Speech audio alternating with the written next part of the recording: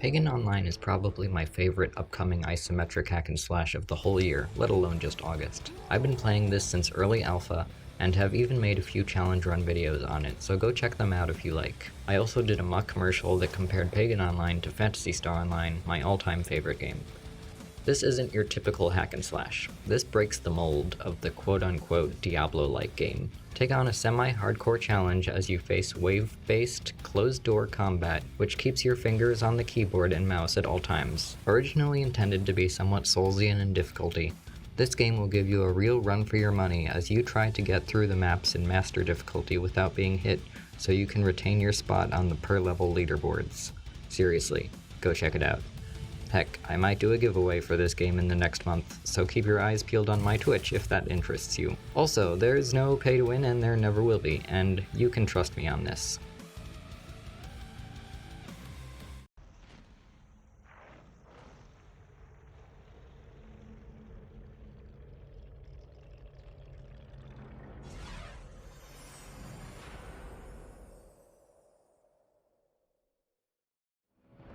World of Warcraft Classic is coming, and I have a lot more to say about that than I can fit in the length of this original gameplay trailer circa 2004.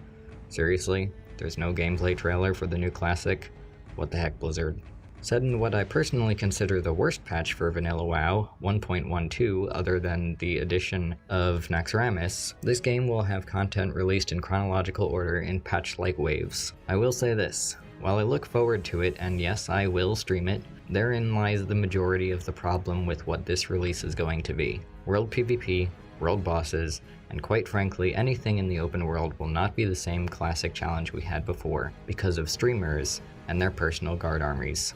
Heck, Asmongold and his army took down a Game Master boss.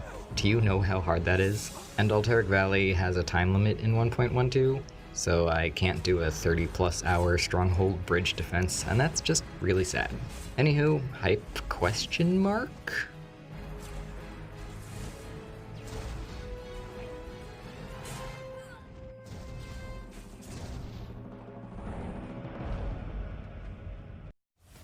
Age of Wonders Planetfall is an epic 4X turn-based strategy game that has made even me interested in the genre, and I really don't play this genre. Pairing elements from turn-based strategy, real-time strategy, and domination-style gameplay is hella ambitious, and I'm psyched to dive into this game. While I haven't played a Conquest game since binging about 10,000 hours into Stronghold Kingdoms, I know this kind of game can be good for both the busy gamer and the hardcore gamer, so it's definitely worth your time, and probably your money.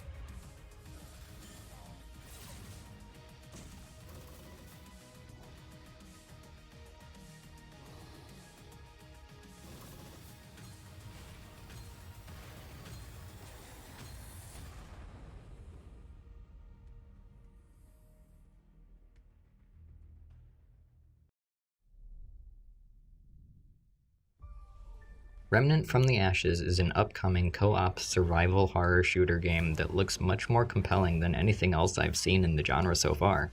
Brought to you by Perfect World, which is, potentially not a great thing. I'm still hyped to try it out.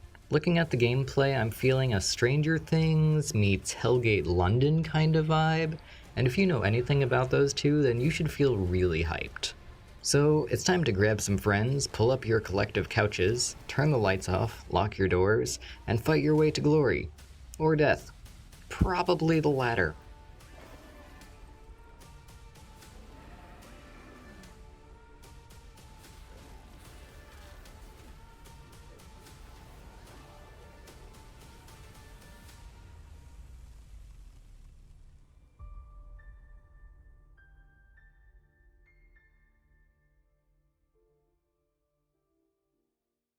You might be wondering why I put Fortnite on this list, as it is distinctively not a new game. Season 10, aka Season X, is here, and it was released on August 1st.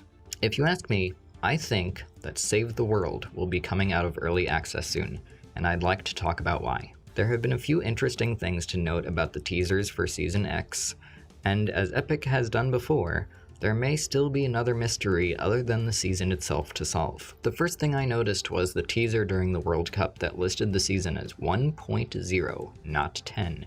And as someone who has been playing alpha and beta games for the last 2 decades, that number is very significant. 1.0 is the release version of a game, popularly called vanilla.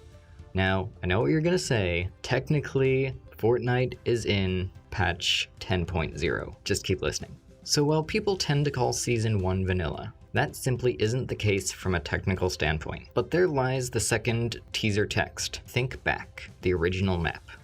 It also makes you think to something you've forgotten about. Everyone remembers Season 1, but do you remember that there's a whole base game that isn't the Battle Royale mode? The last teaser text was Look Forward, which not only implies futurity in the ways that the mechs have been added to the game, but also implies new things about Fortnite itself. And the image for Save the World mode has the orb in it. The storyline thus far supports evidence that Save the World is coming soon. Are we getting it in the next month or so? Who knows? But I'd like to think that little yellow early access tag in the corner will be disappearing soon.